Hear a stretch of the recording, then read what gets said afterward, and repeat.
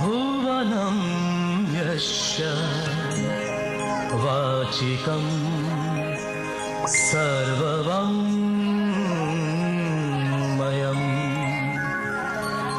आहार्य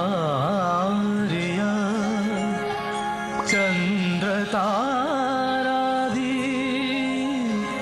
त्वं नमः स्वातिकं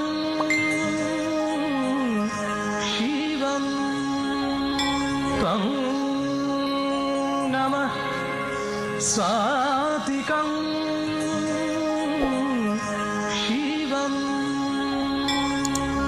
त्वं नमः स्वातिकं शिवम्।